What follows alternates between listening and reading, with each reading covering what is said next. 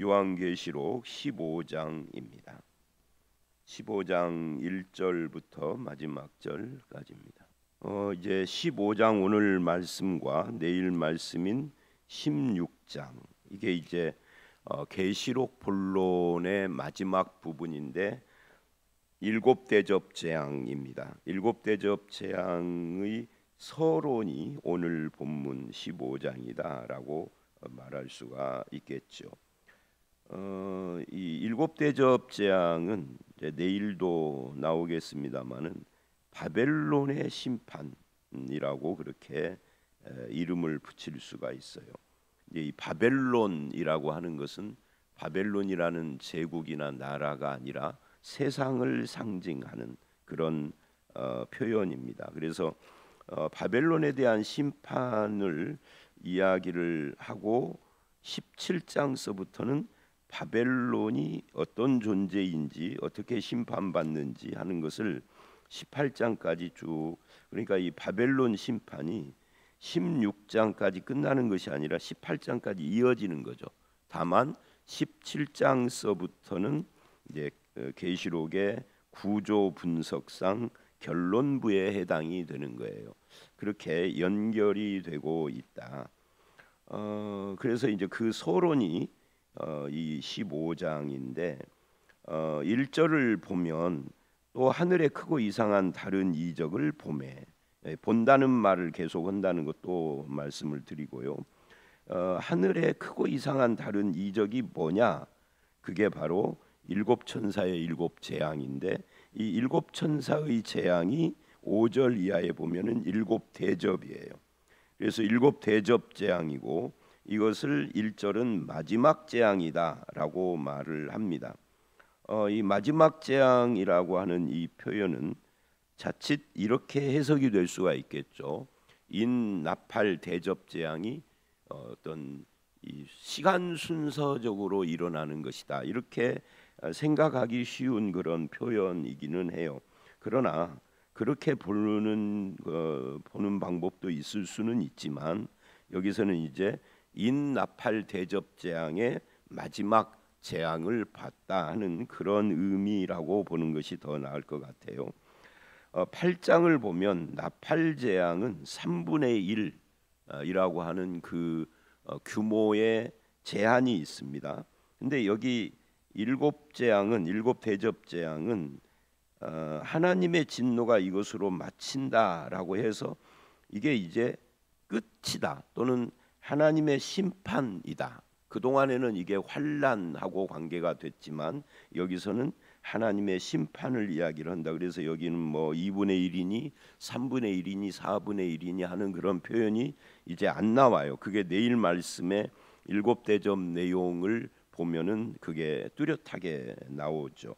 그래서 이제 하나님의 이 재앙 시리즈의 종결편이다라는 그런 의미라고 할 수가 있고요. 이때에는 하나님의 심판과 하나님의 구원, 이 두 가지가 완성이 되는 때라고 할 수가 있죠. 그래서 어제 말씀도 구원과 심판 추수에 대한 이야기를 14장에 마무리를 했는데 오늘 말씀은 그것을 잇고 있다라고 할 수가 있습니다. 그게 이제 1절에서 우리가 보는 거고요. 2절을 보면 이 2절서부터 3절까지는 이제 마지막 재앙이라고 해놓고 구원 이야기를 합니다. 그 구원 이야기를 하는데 이렇게 이야기를 해요. 내가 또 보니 불이 섞인 유리바다. 이거 앞에서도 제가 설명을 했죠. 유리바다가 어디에서 나왔었느냐면 4장 5장을 보면은 하늘 보좌를 보면서 거기에 유리바다가 나왔었어요. 그러니까 온 세상을 상징하는 건데 온 세상의 중심이 하늘 보좌다, 그런 이야기죠. 하늘 보좌, 내생물, 24장로, 유리바다. 그러니까 세상을 통치하는 하나님인데 여기는 불이 섞인이에요. 이 불이 섞였다라는 것이 이게 첨가가 된 거죠. 그러니까 세상을 상징하는 바다인데, 유리바다인데 불이 섞였으니까 심판을 받고 있는 것을 말하고 있는 겁니다. 이건 출애굽기 14장에 애굽의 군대가 그 홍해 바다에 수장되는 그 심판을 상징적으로 표현을 한 것이다. 이렇게 말할 수 있어요. 그게 이제 애굽 군대가 홍해 바다에, 이것은 애굽 군대의 이야기지만 그것이 이제 구약 그 사건 이후로부터 신약까지 쭉 이어지는 성경에서는 애굽이 아니라 곧 세상을 말하는 거예요. 그래서 애굽은 세상과 같은 동의어로 사용이 되는 거죠. 그러니까 애굽, 바벨론, 이 둘은 공통점이 있죠. 둘 다 이스라엘이 노예살이를 했던 곳이에요. 그죠? 그게 세상을 상징을 하고, 그리고 계시록에 오면은 거기에서 하나 더 나아가서 우리 주님께서 십자가에 못 박히신 곳 예루살렘, 이런 데도 세상을 상징하는 것으로 계시록이 아니라 성경 신약에 그렇게 상징이 됩니다. 이게 다 상징적인 언어다라고 할 수가 있어요. 그러니까 불이 섞인 유리바다는 결론적으로 심판받는 세상인데, 이 세상은 뒤에 가면은 바벨론이에요. 16장에. 그런데 그 불이 섞인 유리바다 같은 것이 있고, 거기에 짐승, 그의 우상, 그 이름의 수, 이렇게 나오죠. 요 세 가지가 뭐였죠? 13장의 용의 하수인들이었어요. 사탄의 세력들인 거죠. 그 사탄의 세력과 그 세력에 의하여서 다스림을 받는 그 이름의 수 666, 그러니까 이걸 받은 사람은 불신자들인 거죠. 그러니까 사탄의 세력과 그 우상을 따르는 세상 사람들이 이 유리바다, 불이 섞인 유리바다에서 심판을 받는데, 그것을 이기고 벗어난 자들, 이렇게 이야기를 해요. 그러니까 복잡하게 말을 했지만 구원받은 사람들이라는 거죠. 이들은 어디에 있어요? 유리바다 가에 서서. 이게 딱 홍해바다 이야기하고 일치하는 겁니다. 출애굽기 14장에 보면은 바로 그 이야기가 나와요.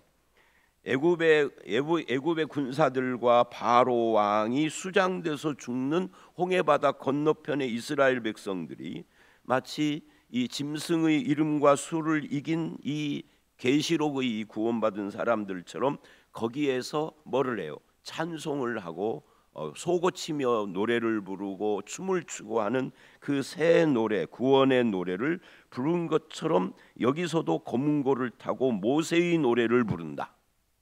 여러분, 딱 일치하지 않아요? 왜 갑자기 모세의 노래가 나왔죠? 앞에 유리바닷가에 서 있는 이것이 출애굽기하고 연결된 거다. 여러분, 그러면 출애굽기의 그 홍해바닷가에 서 있는 이 장면이 뭐죠? 이게 구약에서는 계속 선지서까지 계속 구약이 이어지면서 구원 이야기를 할 때는 항상 홍해를 이야기를 한다고요. 그것이 예수님이 오실 때까지. 예수님이 오신 뒤에는 이제 더 이상 홍해 이야기를 할 필요가 없죠. 왜?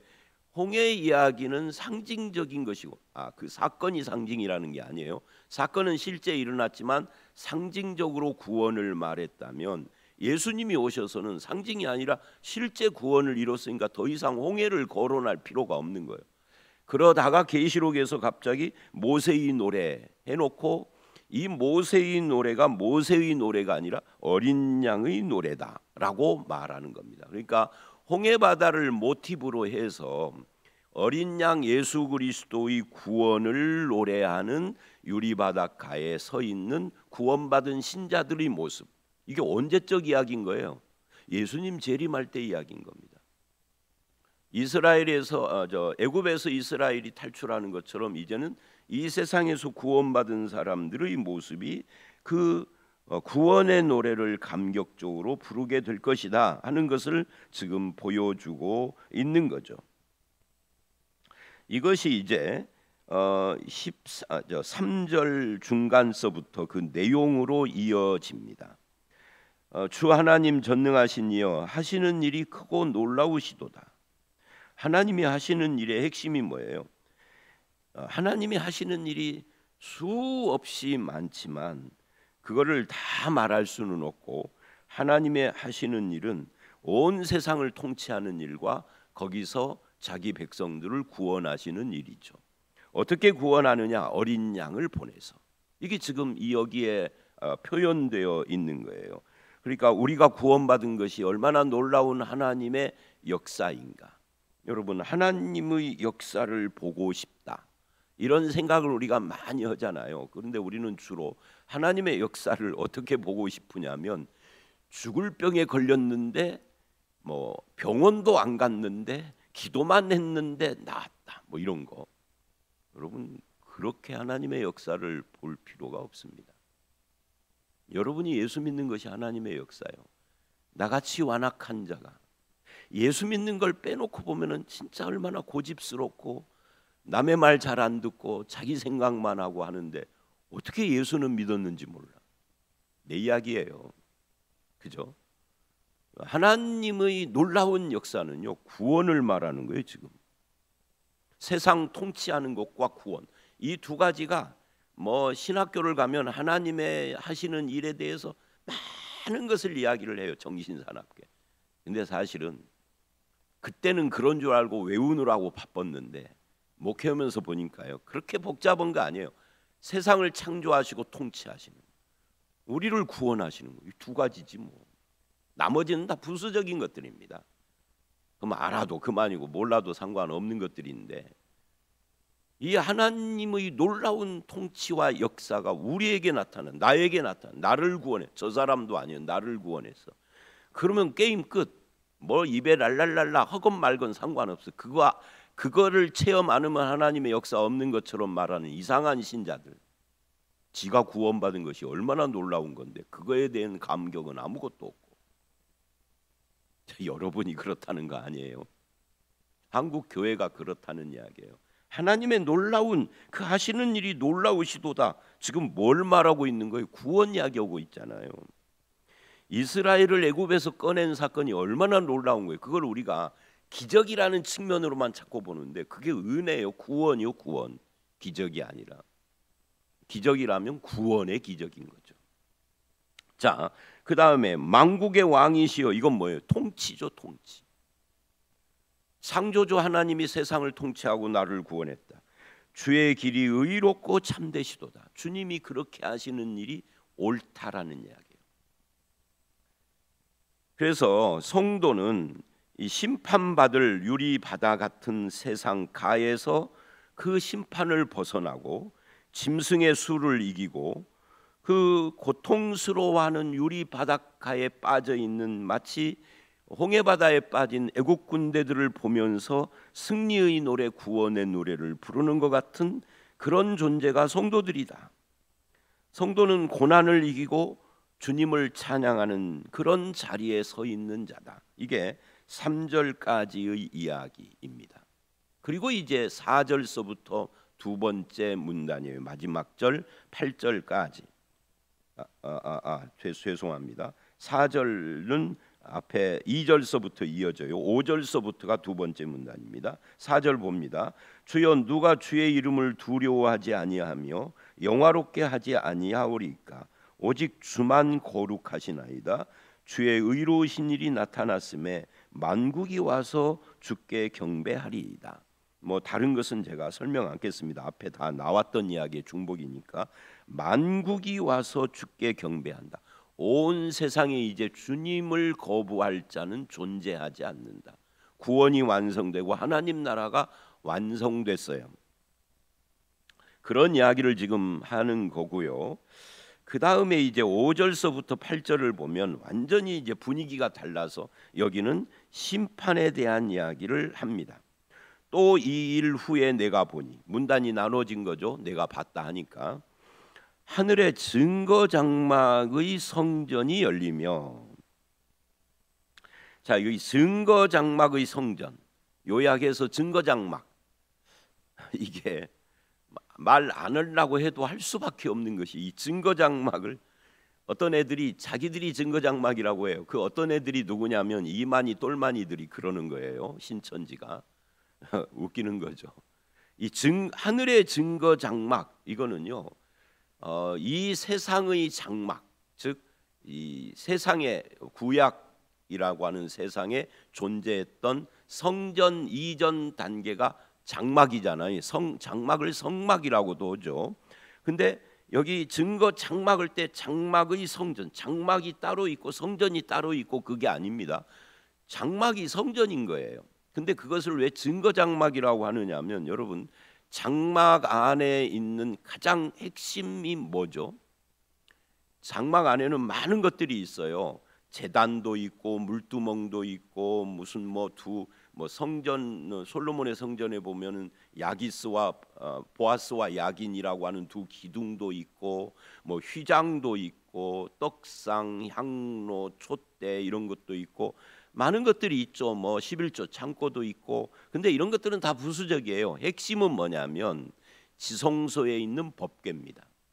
근데 그 법궤의 명칭이 뭐죠? 법궤의 명칭이 증거궤예요.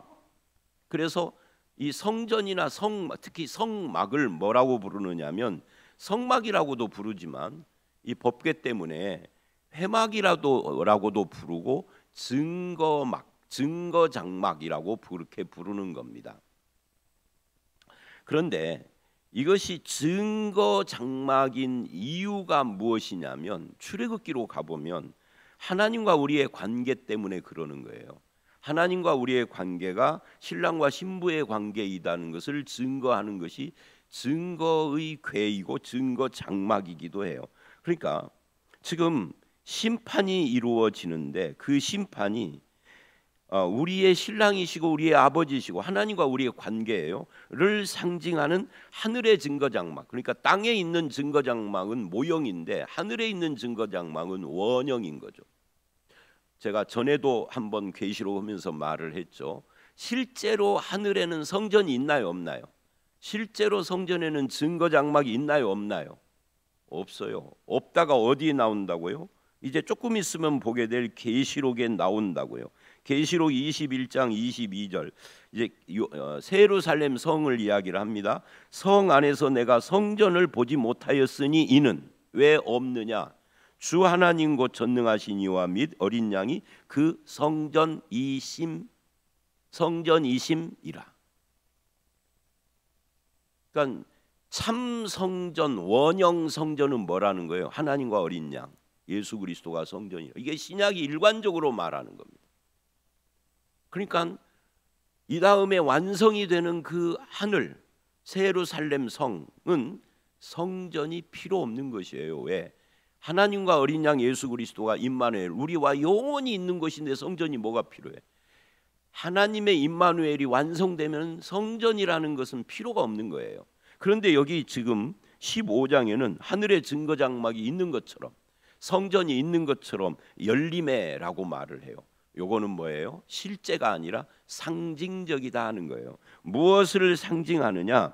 이 세상의 심판이 하늘로부터 시작된다. 그 하늘에는 누가 계시느냐? 증거 장막 안에 우리의 아버지가 계시고 우리의 신랑이 되시는데 우리의 아버지, 우리의 신랑 되신 그분이 세상을 심판하는 거예요. 그럼 아버지가 세상을 심판할 때 동네 애들은 군밤을 주어도 자기 아들은 안 줄 거 아니에요. 신랑이 세상을 심판할 때 다른 놈들 다 심판해도 신부를 심판하지는 않을 거 아니에요. 그래서 이 심판의 대상이 유리바닥 가에 있는 자들은 아니다는 거예요. 그래서 증거장막의 성전이 열렸다 그래요. 열리면서 이제 심판이 시작이 되는데 어떻게 시작이 되느냐면 일곱 재앙을 가진 일곱 천사가 성전으로부터 나와. 보세요. 심판의 시작이 아버지 하나님으로부터 어린 양 우리의 신랑 예수님으로부터 시작이 된다. 요한복음 5장을 보면은요. 믿는 자들에게 예수님이 영생과 심판에 이르지 아니함과 사망에서 생명으로 옮김을 이미 주셨다 그러면서 뭐라고 하느냐면 그 어린 양에게 심판하는 권세를 주셨으니 이렇게 이야기를 해요. 그때 이제 어느 날이 되면은 몸이 부활을 하는데 두 가지 부활을 한다는 거죠. 심판의 부활, 생명의 부활. 그거하고 관계가 되는 거예요. 생명도 어린 양으로부터 심판도 어린 양으로부터. 근데 우리는 심판받지 않는다예요. 요한계시록의 저자가 요한복음의 저자입니다. 같은 이야기를 하는 겁니다. 자, 다시 성전으로부터 나와.